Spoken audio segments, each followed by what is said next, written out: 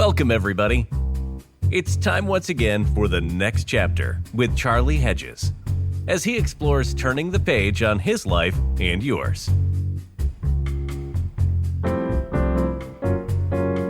Hi, everyone, and welcome to the next chapter with Charlie. Our fascinating guest today totally reinvented her life around 50 years old. From successful business life of 25 years in the pharmaceutical industry, Kavita realized her once fulfilling business life no longer offered the internal meaning she began looking for. So instead of living with a dissatisfaction, she searched and found a new life derived from the Japanese concept of, tell me if I say this right, Ikagi. Ikigai. I was close. Yes. Close. Ikigai, which means a way of being that promotes meaning, purpose, and passion. Her story and reinvention guides us all to reconsider what it means to live a most meaningful and important life. Let's get Kavita Ajuda on the show for greater learning. Kavita, such a great opportunity to chat with you on the next chapter with Charlie. Oh, what a kind introduction. Thank you so much, Charlie. I really appreciate the opportunity to speak with you and get into some interesting topics and conversation today. Oh, it will be interesting. You and I, our pre-conversation are always, it's not untypical that the conversations are always delightful. And the conversation with you was especially delightful. And I can't wait. Oh, thank you. I feel the same way. Oh, thank you. That's very kind of you.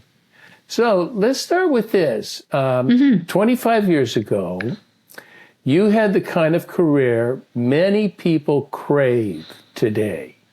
But around 50 years old, you realized it just wasn't working anymore. So I'm curious, what was it that drove you to ponder deeply how you might discover a different way to satisfy the needs of what I'm calling your inner soul?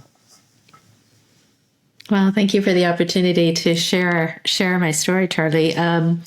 It's interesting because, like you said, many people would look at the career that I had. I was in pharmaceutical sales and marketing, as you mentioned, for 25 years. I was. Maybe I'll just back up a little bit. I'm a Canadian of East Indian descent, and I grew up with these values of this, Indian values of hard work and, getting a good career, getting a good education, all of that, and, having a family and all of that. And I really fulfilled those expectations to a T. So I got 2 degrees. I pursued this career and did really well. And it was at that time, I would say, in my 20s and my 30s and even into my 40s, it was fairly great. We have different stages and phases of our life, right? And right. At that time, it was a great career. I really enjoyed it. I learned a lot of skills. I did very well. And it was something that supported our family, my young kids, 2 boys, and my husband who was traveling a lot. So let's put it this way. It wasn't something that I hated. And a lot of people, will be in a long-term careers and they would be like, oh my, I can't do this anymore. Mm-hmm. For me, it was different in that, you asked me what drove me to ponder.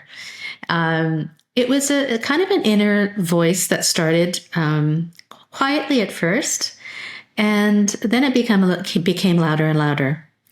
And that voice was just telling me that, is this really it? Is what you're doing right now fulfilling what you were meant to do?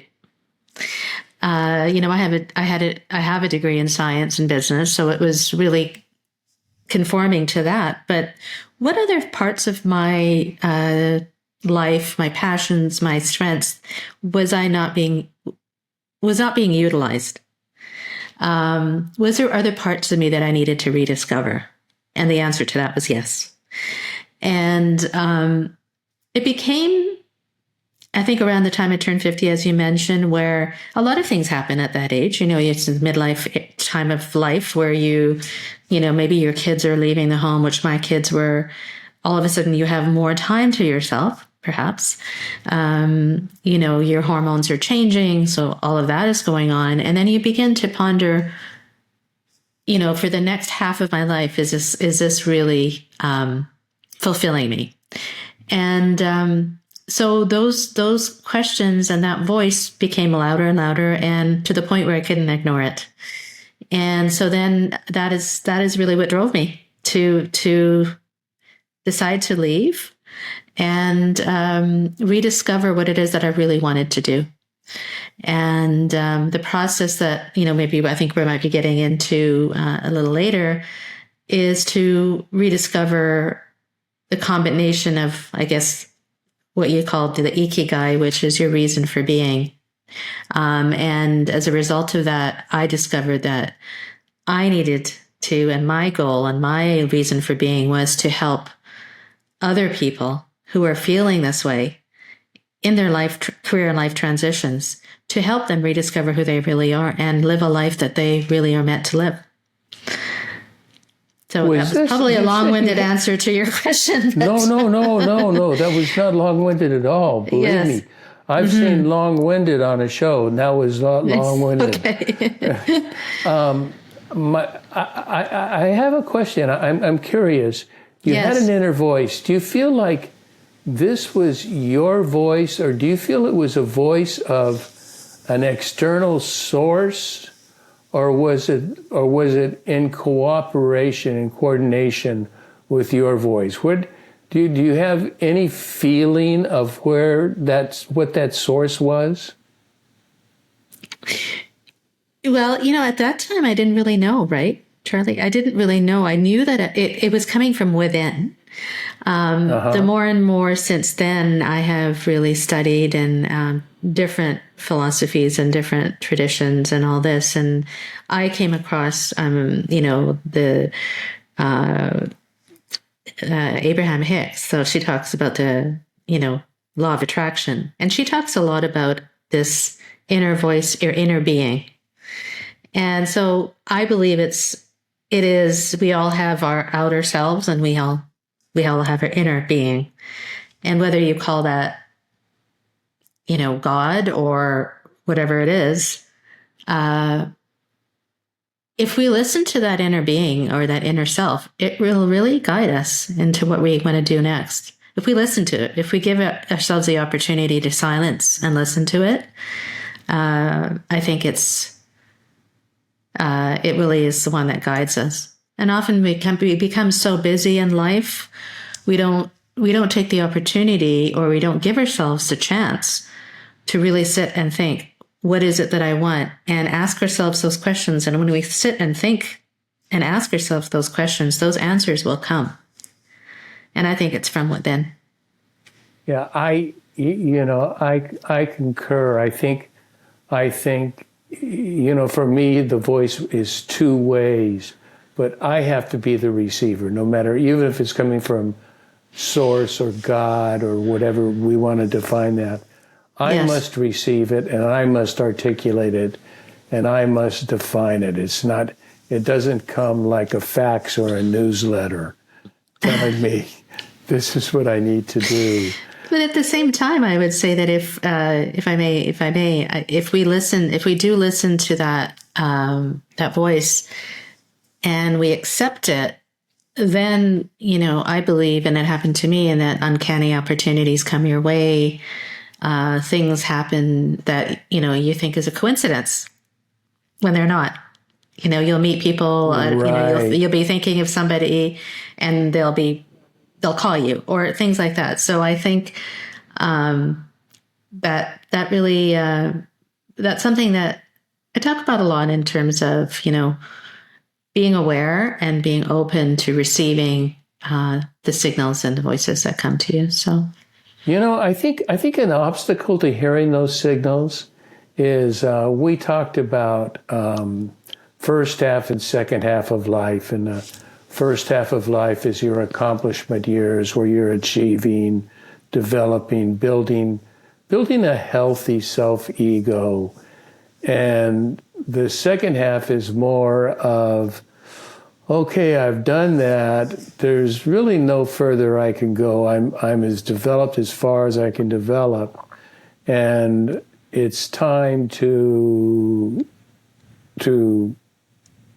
take my talents and my skills and serve other people. But during that first half, because of our busyness and our drive to accomplish, our drive to succeed, we have far too many distractions to even think about the inner self, to even think about the inner needs, because we're putting food on the table, taking care of our kids, taking care of our family, and then later on, we can pursue others. Do you think that has something to do with it as well? Oh, 100%. Absolutely. Yeah, you just described me. Yes. And I think a lot of people listening, because, yeah, I have so many clients, who if they'd be, Kavita, I was just always so focused on climbing the corporate ladder or getting to the next thing or doing the next thing.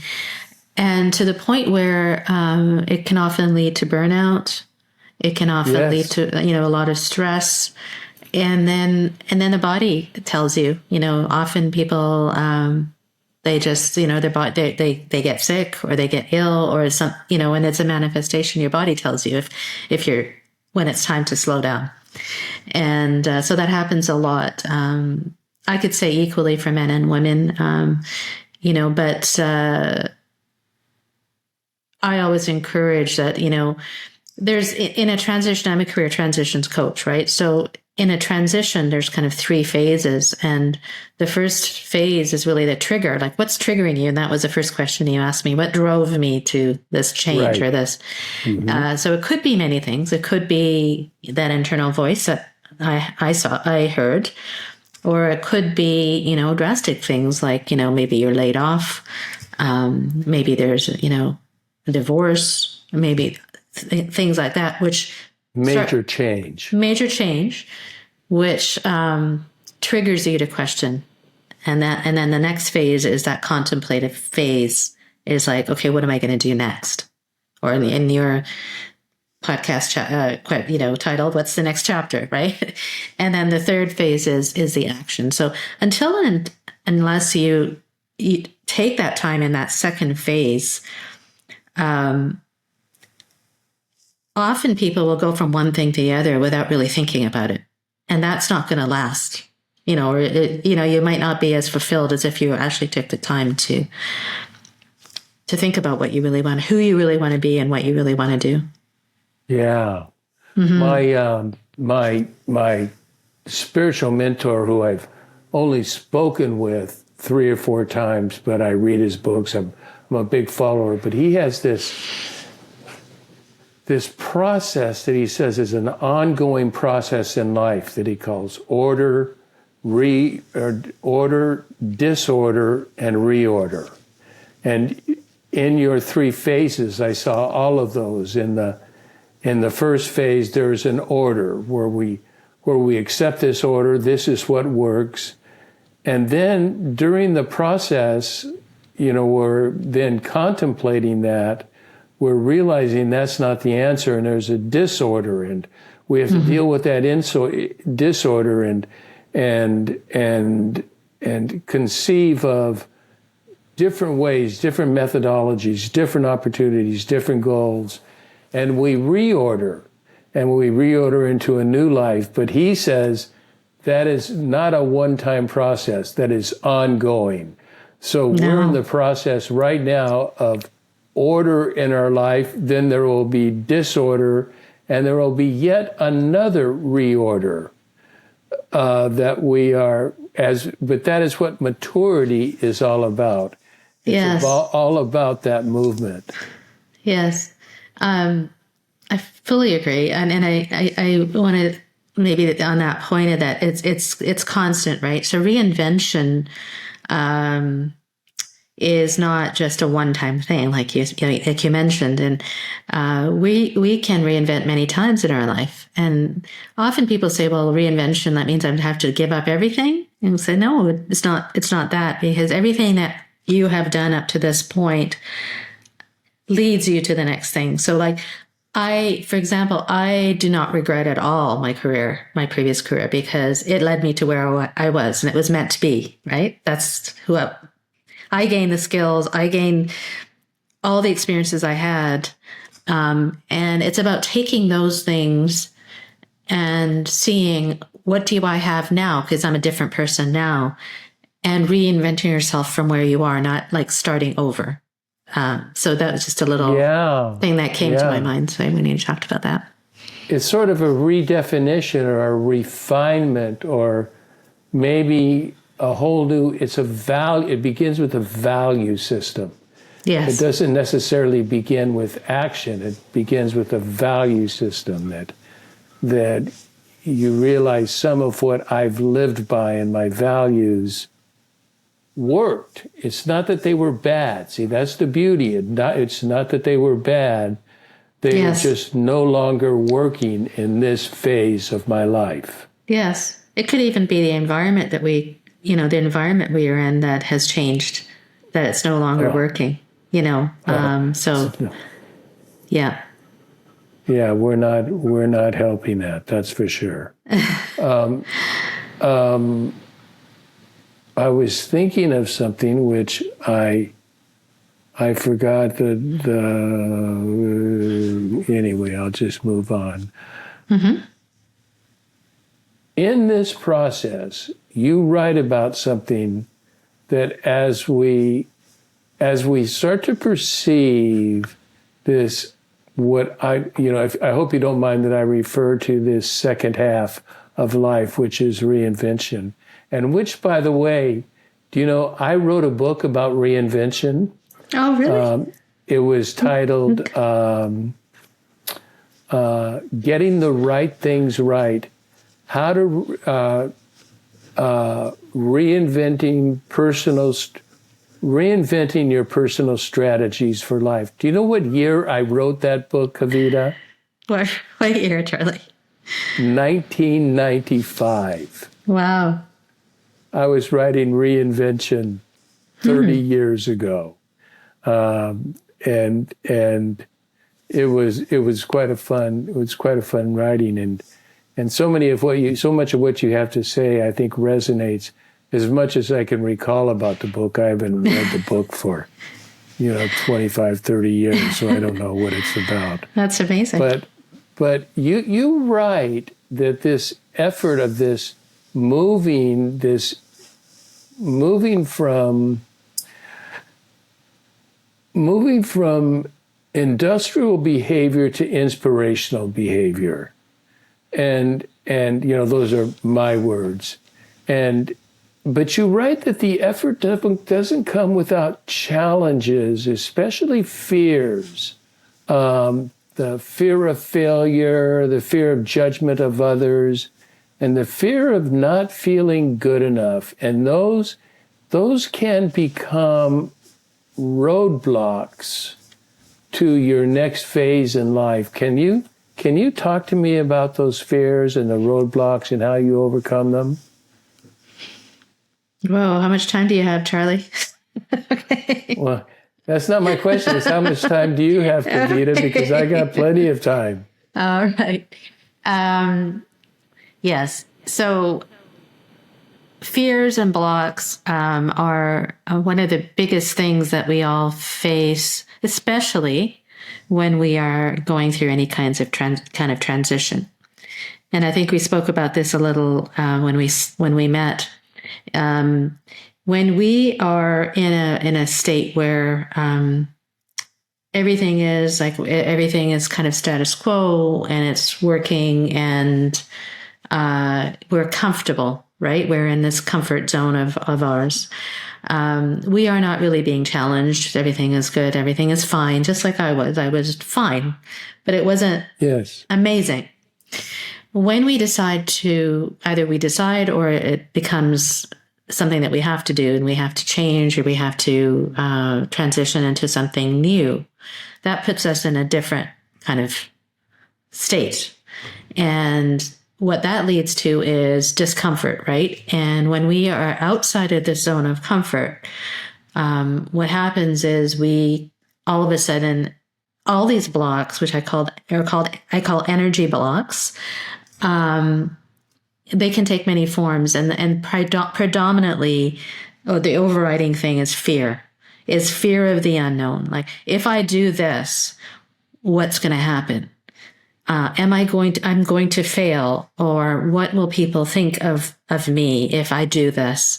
I'm not good enough to do anything else because I'm so used to doing this. I'm not qualified enough to do the next thing or a new thing.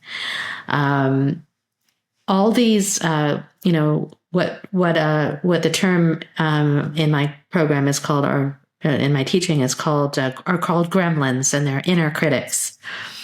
So it's almost as though it's this voice again, but this time it's the thoughts that we lead, the thought that comes in as soon as we are about to embark on something new. And that gremlin, you could even think of it as, one of the exercises I take my clients through is to actually put a name and face to your gremlin, so that when it arrives, when these thoughts arrive, you can actually talk to it and say, I see you're here right now. I know you're here to protect me. You want me to be safe, but I don't need your protection right now. Perfect. I've got this. The first thing is really awareness when that gremlin or that inner critic comes into your thoughts. And when you're aware of it, then you realize, ask yourself, why is it here? And 9 times out of 10, it is to keep you safe. And the only way we're going to grow as individuals is if we, ignore those voices and those inner critics. They're going to always be there because we're always growing, hopefully. But in order to grow, we have to quieten the voice of that gremlin. And then you'll see one of the ways, the biggest way to reduce these blocks of these fears is to actually just, in spite of the fear, is to do the action anyway. It's whatever little step you can do on a daily basis towards what you really want. Once you take that action, then you get more of this anabolic positive energy in your life, where that gremlin will be visiting you less and less. And then even if it does visit you, you're not going to pay attention to it as much. Does that make sense? I love the concept. I've written about it and talked about it for forever. And that is, I call it making friends with your demons. Yes. And communicating with them. Mm-hmm. It's not trying to hide from them. It's communicating with them. And it's precisely, I so agree, it's precisely saying, it's telling them, thank you. Thank you for what you have done. You have tried to protect me. It's probably from the reptilian brain or whatever. I'm not a brain person, I'm not a neurologist, but it's probably from that reptilian brain. And we need to say that protection, you're no longer necessary. Yes. I have this under control, but I do want to thank you for your service, but no, your service is no longer needed. Yes. Yes, absolutely. And I would take it even one step further. Is like, if you, let's flip that around and let's give it a new message. What's the new message? It's like, what can I do next in order to get to where I want to be? And help me along, right? Rather than blocking me, give me the power to move on and give me the confidence to move on. So it's kind of flipping the script, I guess. Yeah, that's beautiful. I've never I've never heard that. I'll have to ponder that. Do you want to explore that just a bit? Because that is so profound, and yet, I'm kind of wondering, how do you flip that inner critic to become an inner supporter? Yeah, it's hard. It's not easy for sure. But I think it's like what you said, it's like making friends with your demons or communicating with it. So it's almost as though you could say to it, I'd like to use your energy in a different way. And rather than blocking this thing that I'm going to do, how can I use your energy in a different way to help fuel me forward? So the fear is there, and I often, fear is actually an indication that you're onto something. If you're afraid, that actually means that you're on the verge of doing something great, if you look at it that way. What a beautiful idea. Yeah. Like, often, I just actually I have a podcast too, and one of my topics was imposter syndrome.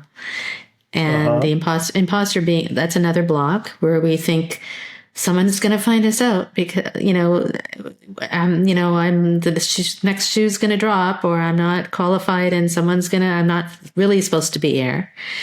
And one of the things is if we use the energy again, I was saying in a different way, and saying, well, actually, that's not true. You look at the facts, like, okay, well, maybe I am not, maybe I'm, okay, forget. For example, let's say I am a scientist. I am really qualified and I'm learning. So it's not like I'm not qualified and therefore I can't do this. It's like you can be both. Yeah. I kind of went off tangent there, but I think no, you're right. I think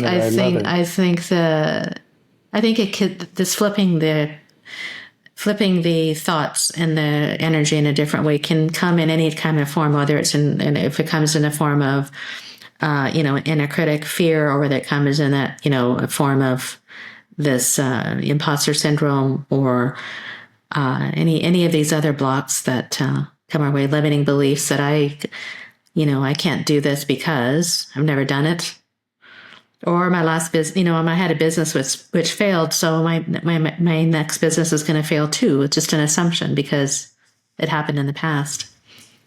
So all these things. How did that failure serve you? Yeah. Are you asking, like, that's the question we should ask ourselves? How did the failure serve you? Yes, exactly. It all starts with as you know, and as we've discussed, it all starts with our thoughts, and the thoughts control how our emotions, which control our actions. And if we are able to, acknowledge those thoughts that are negative and flip them around right away, then it flips the whole cascade of events, I guess. Kavita, throughout our time together here, you have used a word quite a lot, and that is energy. I would love for you, because it has become such a commonplace word, and I think almost everybody that uses it means something different by it. Mm-hmm. Mm-hmm. And yet they're not using it as technically and strategically as you are. I like the way you're using the word. Can you help us understand what you mean by energy? Yes. Thank you for asking. So energy is really in a way, it's the capacity to do work, if you think about it very logically, right? And it's being affected by a lot of different things. So I talked a little bit about our core thoughts. So our core thoughts lead to our core emotions, which lead to action. And there's really, in this training that I've been trained in, there's really two types of energy. There's what's called catabolic energy. And this is what is destructive and associated with stress. So for example, in emotions like anger and blame and, those are all catabolic emotions, which lead to catabolic energy, which lead to you not being able to see the opportunity, which leads to blame and anger. And when we have a lot of this catabolic or negative energy, negative emotions, anger, blame, frustration, then we can't see the opportunities in front of us or around us.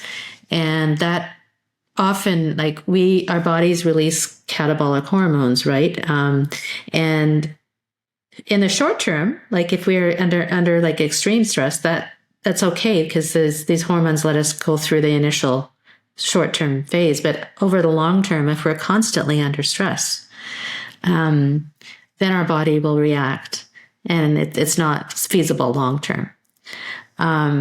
Versus anabolic energy, which is it's a constructive type energy, and that's when our body releases serotonin or dopamine, and that is when your feelings of fulfillment and happiness and love and cooperation and service and all those emotions, and which lead to those actions. So when we have that type of energy stemming from our emotions, then we see opportunities. It's if you're in an argument with somebody and you're just angry and you're not seeing the other person's point of view, it's not going to work unless you sit back and say, okay, where's the opportunity here? Right? So you flip that. So, in this theory, there's 7 levels of energy, and the higher you go up the scale, the greater anabolic or positive energy there is. So in work and life, there's actually an assessment where you can assess the amount of this energy in your life. And the point is to be able to access as much positive energy in your life as you can in order to seize the opportunity, be more fulfilled. So it's really a continuum, and we're often when we're under a lot of stress, it's natural to be in levels 1 and 2, which are catabolic levels. But if you think about some of the greatest visionaries in the world, they live a lot in that high level of energy, level 6 and 7 levels, non-judgment and seeing everybody as one, and not blaming others, and seeing the opportunity in everything. So it's a really fascinating concept. Your definition of energy is this is enlightening, because it's different than what I've perceived, what I've heard with other people in talking about energy. Mm-hmm. I often hear energy as something that is perceived, that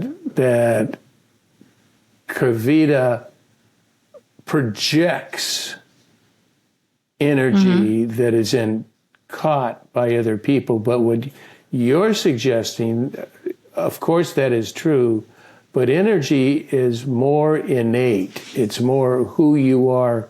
What is your driving energy? What is driving you? It's not just data and facts and information and desires. It's a greater field, and it's a field of energy. That's a beautiful definition. I love that. Yeah. If you want to learn more about it, the founder of my coaching training, his name is Bruce Schneider, and he discusses the 7 levels of energy.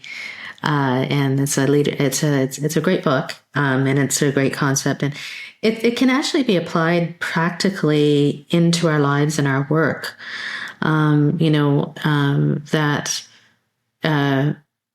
again, if we are catching ourselves being the victim or being having these emotions like I'm helpless or I'm stuck, there's nothing, if we actually recognize that we're in that, then we can take steps to move out of it, right?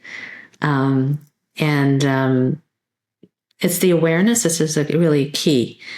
And often one of the best ways to go to the higher levels of positive energy or anabolic energy is to really live a life of meaning. And if you're aligned with what you really are meant to do, that brings out a lot of this anabolic energy. I'll give you an example, if I may. I think that might. Of course.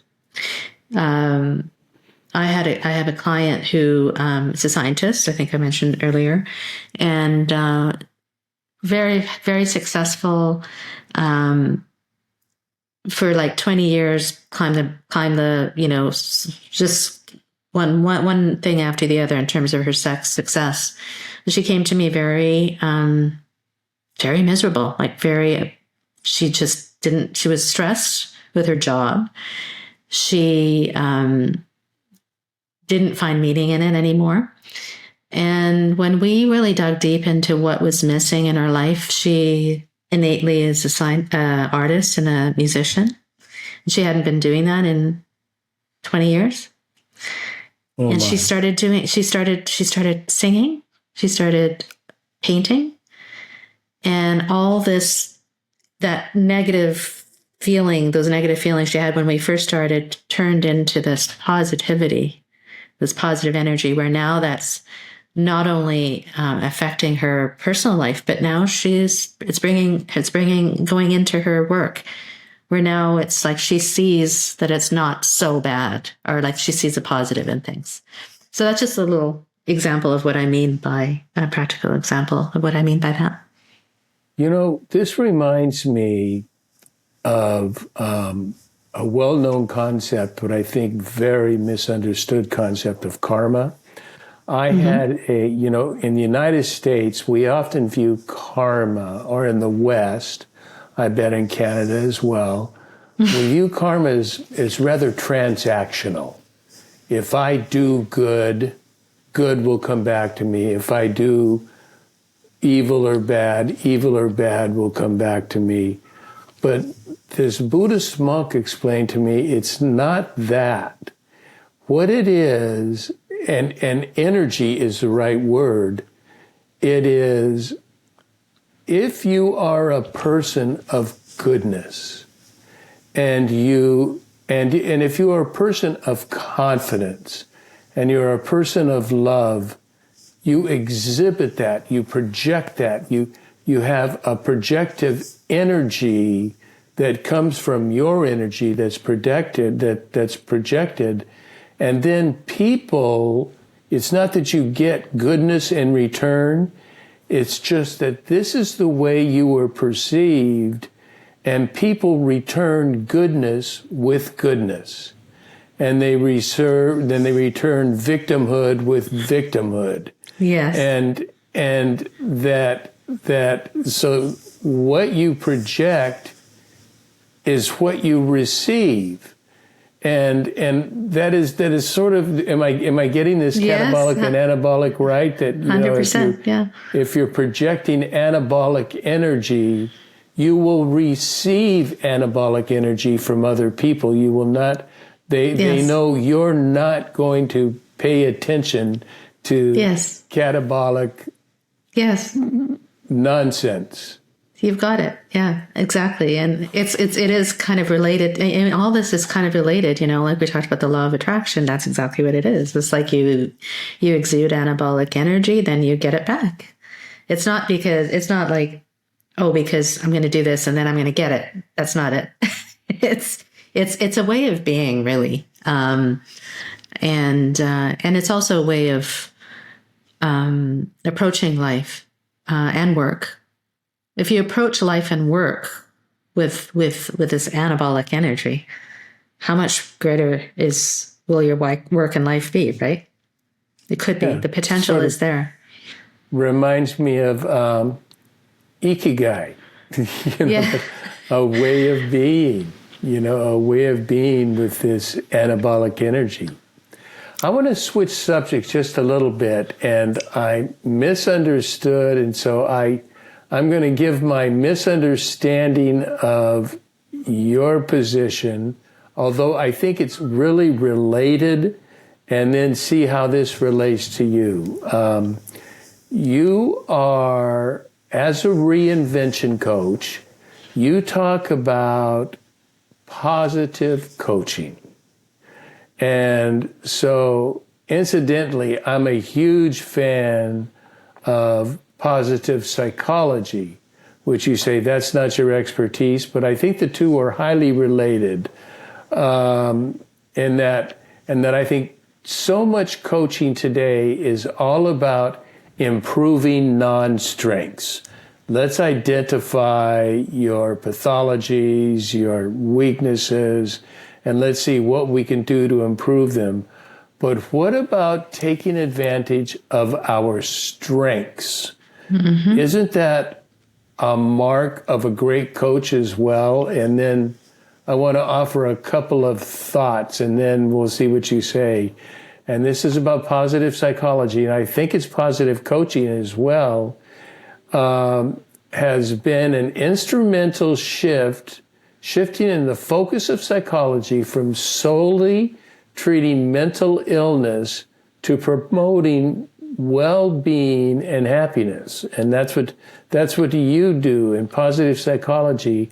I love this. Advocates that authentic happiness is achieved through the pursuit of pleasure, engagement, and meaning. Mm-hmm. What do you think of that, and how do they relate to your approach of coaching?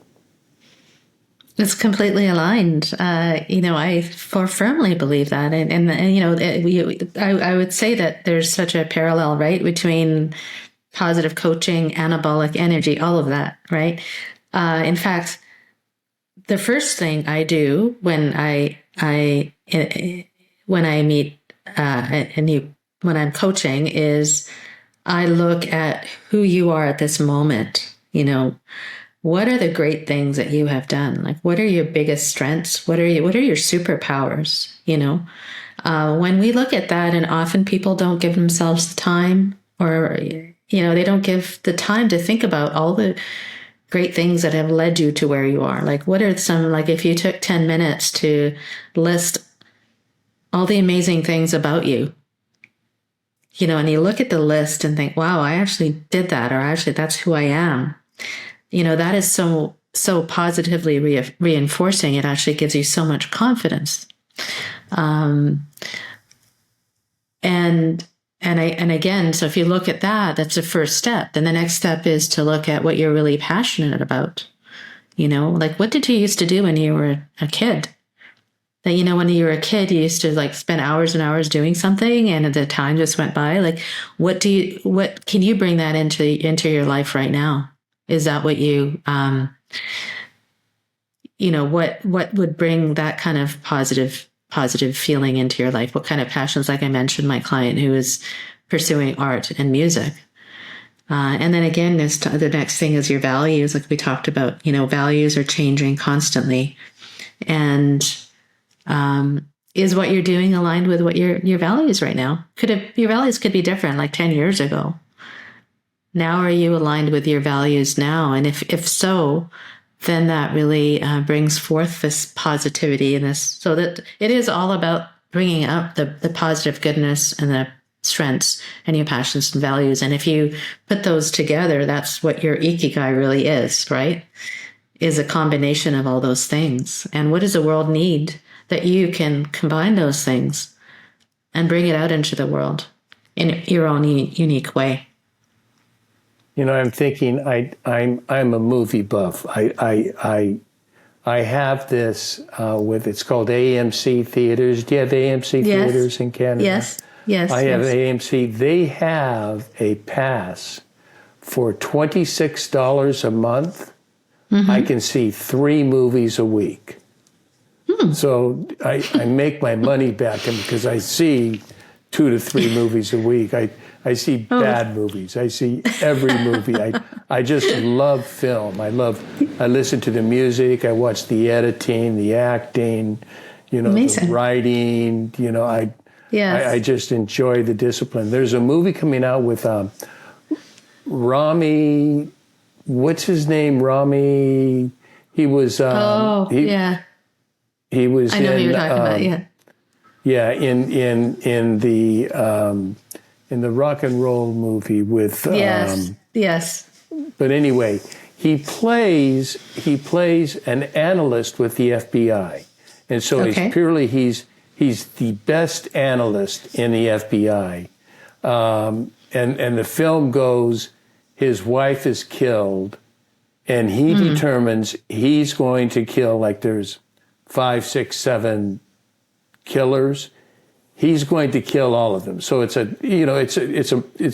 killing thing, but it's still beautiful, because he says, I want you to give me money, new ID, training, and he trains, and he fails at everything because he's Rami. What's his name? Doggone it. I just looked it up. I forget too. I don't. Movie amateur. It's Rami Malek.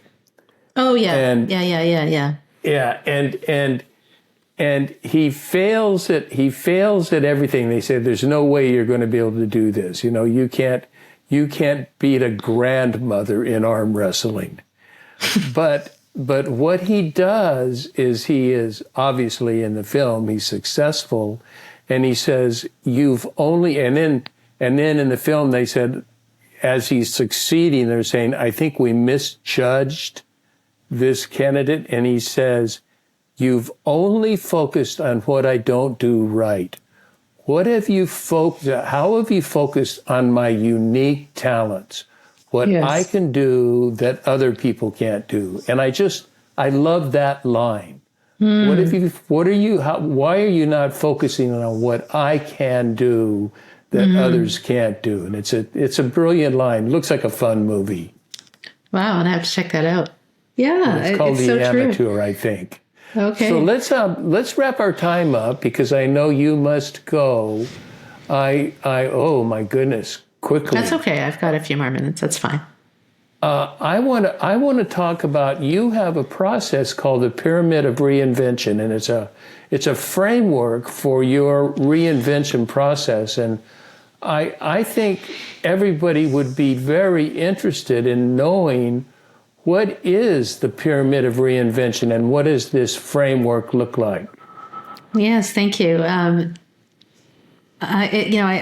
mentioned it, in our conversation, I guess, throughout, but it is really a framework that is, if somebody is going through like a transition, or is going through trying to figure out what's next in your life, and don't really know where to start, I think the best way to do it is in this kind of step-by-step way. So it's a six-step process. The first step is really, the base is rediscovering yourself.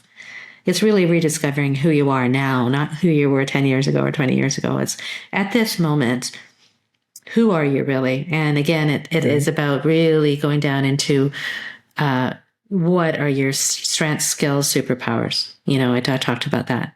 Second part of that is, what are you really, really passionate about? Have you been doing, have you been realizing your passions, or have you even not discovered what you're passionate about? And is it something that you can, is it something that you can pursue now? Or if you've always wanted to, have you always wanted to travel? Have you always wanted to be a photographer? Have you always wanted to, whatever it is, why not cultivate those passions? The third is, again, your values, as we discussed. And so the culmination of that is, in this process, is to determine your Ikagi, right? Once you determine your Ikagi as a result of these this step-by-step process. Does that have to do with your values? Is that associated with your values, your Ikagi? Yes, it is. Okay. Yes. It's really what the world needs and also what you can be paid for. So if it's something or what can bring abundance into your life. So once we've determined that, the second step is visioning yourself, visioning yourself in 20, 30 years. There's something that's called the inner mentor. We all have outer mentors that we look up to, but again, it's that guide, that inner mentor, that if we tap into him or her, it can guide us forward. So I have a very powerful visualization exercise, which I take my clients through. So that's visioning. And when we visualize ourselves with great detail, that really fuels us forward as well, right? And this third step is really uncovering those obstacles that we discussed, right? Whether they're our inner gremlins, inner critics, our assumptions, our limiting beliefs. So how do we limit those obstacles in our way? And once we do that, I mean, that's an ongoing process, but really identifying what those are. The fourth step is building your confidence. Like, what can we do on a daily basis to build your confidence to reach your inner mentor? Again, it's a lot about it. A lot of that is by taking everyday actions, right? And then the fifth and sixth steps are really action and accountability. Like, how are you going to be accountable for the things that you say you're going to do? So it's really a powerful way of redefining, rediscovering, reinventing yourself. And it really comes, the basis of the whole thing is an internal rediscovery of who you are. And that's where, it's important to take that pause. Remember that second phase of transition? This whole second phase would be, is going through this process. And at the end of it is realization that, okay, my Ikigai, I can do this. I can bring out my unique talents, strengths, passions into the world and my own values in my own unique way, and do it with confidence. I have, oh my goodness, so many questions, but I have one that has always troubled me: accountability. There is a self-accountability, that I am accountable to myself, that I have objectives that I must somehow measure or somehow define to see that I'm doing them. But do you use accountability partners? Are you the accountability partner? Do you suggest they get other people? How does accountability, because I really believe in communal success, not just individual success, but communal success. How does one handle accountability? Yeah, that's a great question, Charlie. It's a great question because often it's very, we might start something, like we might start a new exercise program and we think we're going to, but then like 3 weeks into it, we're like, oh, right? At most. Yes. So it's a combination. And I think especially in these phases in life where we are searching for the next step or next chapter, the next answers to, the questions that we're searching, it's important to have somebody to guide you. So whether it's a coach, a mentor, somebody that you look up to, a friend, somebody who can understand what you're going through, somebody who maybe had been there before, like I have. And it's important to also seek community, like you said. I think it's really important to be in a community of people who maybe are going through the same things, to realize that you're not alone. All these things that, all these fears that we have, all these obstacles that we face are very, are normal.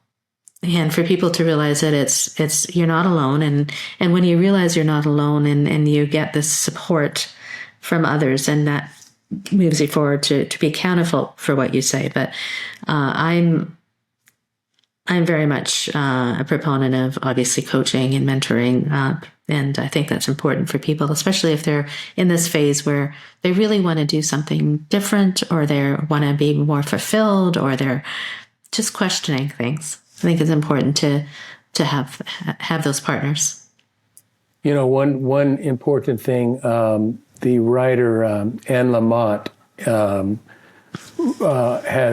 has said. I heard her in a speech, and she said, "We compare our broken inner selves with the projected successful outer selves of other people, and we always come up inadequate." But we don't realize what we have projected as successful outer people, they have the same insecurities, the same troubles, and the same issues that we are dealing with. Yeah. And it is the human condition, and it is so hard for us to identify that. Kavita, this pyramid of reinvention, I wish we had done more on it so we could have really elaborated on the steps. They're brilliant. I mean, they move, the process moves well. I like the progression. I like the development, the way each step leads to the next, and leads to your 5, 6, and 7. They are brilliant. How? I'm going to have posted on the show notes, I'm going to have your website posted. How do people, I'm going to tell anyone going through life intervention or life reinvention that they need to contact Kavita Ajuda. Is your website your best contact, or is there another way to get a hold of you? That's so very kind of you. Thank you so much. That's really, really nice of you. Yes, my website would be the best place. It's my coaching, my business is called It's My Time Now Coaching. And the website, it's mytimenowcoaching.com. So you can read about, my services. You can read about the Pyramid of Reinvention. I also am a podcast host. I have a podcast called the Midlife Reinvention Podcast. So you can. Oh, really? Yes. So you can. I would like to post that, the Midlife Reinvention. The Midlife Reinvention Podcast. Yes. I will put that on the show notes as well, so people can. Thank you. Yes. Go to that and listen to you. And I also have an online course which takes people through my pyramid of reinvention if they're interested. I do one-on-one. On the website, so they can get a hold of. So it's okay. Yeah. So I do one-on-one coaching as well as my online course and my podcast. So all of it is on the website, but I'm happy to, speak to anybody who might be interested. You can just email me, and it's Kavita at itsmytimenowcoaching.com. So I'm happy to offer a free consultation as well. Kavita, you are brilliant. You are oh my goodness, passionate, and you really, as I would say in regular English, you know your shit.